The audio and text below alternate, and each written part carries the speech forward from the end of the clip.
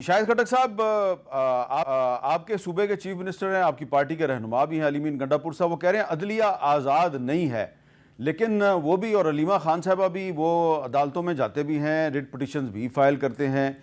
तो फिर Islamabad high court के बाहर खड़े होकर वो कह रहे हैं जी अदलिया आज़ाद नहीं है। तो ऐसा नहीं लगता कि तहरीक इंसाफ जो है वो अदलिया की अंदरूनी लड़ाई में एक फ्रीक बनी हुई है? मीर साहब, 26वीं आईनी तरमीम के बाद क्या आप खुद ये समझते हैं कि ये अदलिया आज़ाद है? क्या जो इस्लामाबाद हाई कोर्ट के जजेस ने सुप्रीम जुडिशल काउंसिल को लेटर्स लेके, क्या उसके बाद आप ये मानने को तैयार है कि अदलिया आज़ाद है? आपने देखा कि इस्लामाबाद हाई कोर्ट के जो अभी चंद दिन पहले जजेस गए सुप्रीम कोर्ट ऑफ पाकिस्तान, क्या उसके बाद आप ये समझते हैं कि अदलिया आज़ाद है? लाहौर हाई कोर्ट के जजेस ने लेटर्स लिखे, पेशावर हाई कोर्ट के जजेस ने लेटर लिखे, सिंध हाई कोर्ट के जजेस ने लेटर लिखे। तो जब तमाम जजेस खुद इस बात की गवाही दे रहे हैं कि हमारी अदलिया आज़ाद नहीं है, और आप देखिए जो नंबर ऑफ सीरीज है इमरान खान साहब की सजाओं की, एक में सजा देते हैं, एक में रिहा कर देते हैं, और जो तोशाखाना 1 या तोशाखाना 2 का भी जो इन्होंने केस बनाया हुआ है, तो मैं आपके प्रोग्राम से मैं ये पूरे पाकिस्तानी कौम के सामने रखना चाहता हूं कि जिन्होंने भी तोशाखाना से जितने भी तहाइफ लिए हैं, अगर मरियम नवाज शरीफ, शहबाज शरीफ ने मर्सिडीज गाड़ी ली है, या उन्होंने जो तहाइफ लिए हैं, या आसिफ अली जरदारी ने लिए हैं, या बिलावल भुट्टो जरदारी ने लिए हैं, या किसी जज ने लिए हैं, या किसी जर्नैल ने लिए हैं, तो फिर उनको भी आप सजाएं दें। आपका दोहरा मयार है, एक लीडर, एक साहिबका प्राइम मिनिस्टर, उसको आप तोशाखाना के केसेस में सजाएं दे रहे हैं, और दूसरे जो है उनको इक्तदार के ऊपर बिठाया हुआ है। तो ये तमाम सिचुएशन देख के इसके बाद यही लगता है कि 26वीं आईनी तरमीम जो थी वो बुनियादी तौर पे इमरान खान साहब के केसेस को मैनेज करने के लिए लाई गई थी, और हम ये उसी वक्त भी ये कह रहे थे कि ये अदलिया की बेहतरी के लिए नहीं है, बल्कि इमरान खान साहब को फिक्स करने के लिए है, इमरान खान साहब के केसेस जो है उनको डिले करने के लिए है। वो 14 जो जजेस जिन्होंने अपने कैरियर की 20-25 साल गुजारे थे, जब उनकी बारी आई और चीफ जस्टिस बनने की, आपने उसको निकाल दिया। इसी तरह सुप्रीम कोर्ट में आपने सीनियर जजेस को निकाल के जूनियर जजेस के ऊपर बिठा दिया। अभी आप ये कह रहे थे कि जी हम जो जुडिशल वो जो है वो उनको अलग कर रहे हैं बेंचेस को, तो अभी तक आपने देखा कि उसके ऊपर सिंगल भी कोई वो नहीं हुआ अब सुप्रीम कोर्ट ऑफ पाकिस्तान में। लेकिन सिर्फ और सिर्फ इमरान खान को, तहरीक इंसाफ को मैनेज करने के लिए इन्होंने ये किया, और हम इस तहरीक को भी चलाएंगे, और जो वकला की जो तहरीक होगी अदलिया की आज़ादी के लिए, हम उसका हिस्सा भी होंगे, हम उसकी हिमायत भी करेंगे, उनको सपोर्ट भी देंगे। जिस तरह परवेज़ मुशर्रफ के खिलाफ जुडिशरी मूवमेंट हुई, जिस तरह वकला ने मूवमेंट चलाई, उसमें मीडिया, सिविल सोसाइटीज़, पाकिस्तानी कौम सब ने किरदार अदा किया। तो अगर कोई बड़ी मूवमेंट बनती है वकला की जानिब से, तो तहरीक इंसाफ उसकी भरपूर हिमायत भी करेगी और सपोर्ट भी करेगी। तो बिलाल कियानी साहब, आपको लग रहा है कि कोई एक नई लॉयर्स मूवमेंट जो है उसके शुरू होने के कोई इम्कानात हैं? नहीं मीर साहब, मुझे तो नहीं लगता जी। चंद एक ग्रुप है जिसने शायद ये काम किया, मगर जो बात अभी आप कर रहे थे ना, सबसे पहले तो जी मुझे बड़ी देख के खुशी हुई कि अलीमीन गंडापुर साहब कहीं नज़र आए इमरान खान साहब के मामलात पर।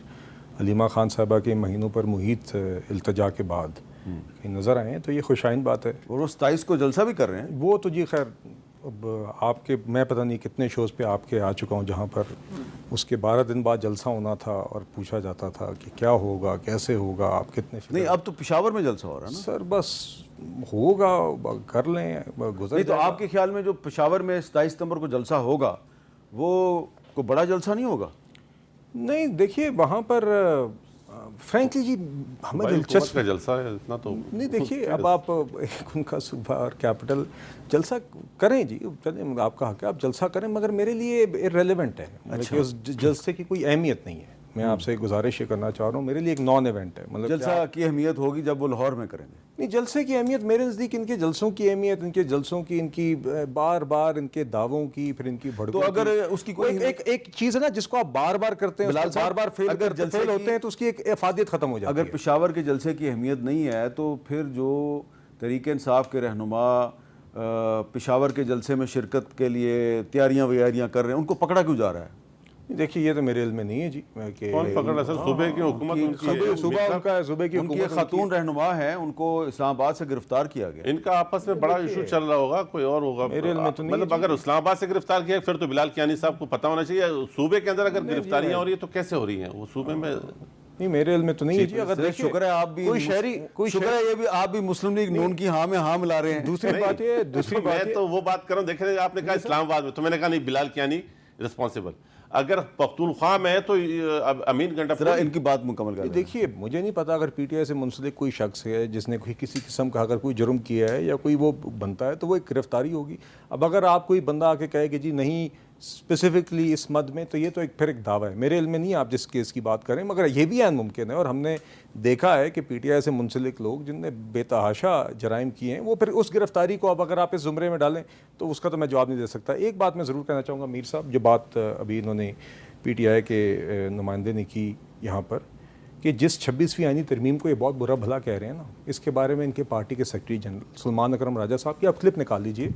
उन्होंने शुरू में कहा कि ये बिल्कुल ठीक नहीं है, फिर उन्होंने मौलाना साहब के पास गए, मौलाना साहब के घर में बेतहाशा मीटिंग्स की, फिर इनमें इन्होंने मौलाना साहब के किरदार को सराहा और कहा कि अब जो मुसवदा बन गया है इस पर हमें कोई ख़ास इख्तलाफ नहीं है, मगर उसूल की बुनियाद पर हम इसके हक़ में वोट नहीं डालेंगे। देवर ऑन द रिकॉर्ड। ये इस लिहाज से तकरीबन एक मुत्तफ़िका डॉक्यूमेंट है क्योंकि उन्होंने उसकी इस वक्त हमायत की थी और उन्होंने कहा था मुखालफत नहीं की थी, बल्कि कहा था कि अब जो मसवदा बन गया है इस पे हमें कोई मेजर इख्तलाफ नहीं। आप इत्तेफाक करते हैं जी बिलाल साहब से? इस पे तो कोई दो राय नहीं है कि पीटीआई को चाहिए था कि उसमें अपनी मुखालफत में अपनी राय का इजहार करते। हम इस चीज़ का इसलिए क्योंकि जिस अंदाज में ये 26 अमेंडमेंट हो रही थी और बिलावल भुट्टो जरदारी साहब ने के जिस तरीके से पसीने छूटे थे और जो हम देखते थे कि वो 24 घंटे में 2 घंटे 3 घंटे सो नहीं पाते थे और वो उनकी मूवमेंट हो रही थी, तो मुझे वो सारी चीज़ें याद हैं। लेकिन अगर मुझे इख्तलाफ होता तो मैं अपनी इजहार, पीटीआई दोहरा मयार ना करे। पीटीआई को चाहिए कि ये अपने इख्तलाफ का ओपन इजहार करते। आधे से ज़्यादा मेंबर इनके नेशनल असम्बली में बैठे हुए थे वोट डालने के लिए, फिर उसके बाद दोबारा मैंने देखा वही नारे लगा रहे थे। नहीं, लेकिन ये देखे ना कि उस 26वीं आईनी तरमीम के नतीजे में हुआ क्या है कि एक जो जज हैं इस्लामाबाद हाई कोर्ट के जस्टिस तारिक महमूद जहांगीरी साहब, उनकी डिग्री जो है वो कराची यूनिवर्सिटी ने उनको बुलाए बगैर ही कैंसिल कर दी। उसके बाद सुप्रीम जुडिशल काउंसिल में केस चला गया, फिर वो उस पर एक अदालत में गए। आज वहाँ वकीलों ने वहाँ पे हंगामा राई कर दी, इस्लामाबाद में वकला कन्वेंशन हुआ। तो आपको लगता नहीं है, देखें थोड़ी सी मैं आपको इसकी डिटेल बता देता हूँ कि 1 सितंबर 2024 को कराची यूनिवर्सिटी जो है उसने जस्टिस जहांगीरी की डिग्री मनसूख करने का फैसला किया और उनको बुलाया भी नहीं, उनका मौक़िफ़ भी नहीं सुना।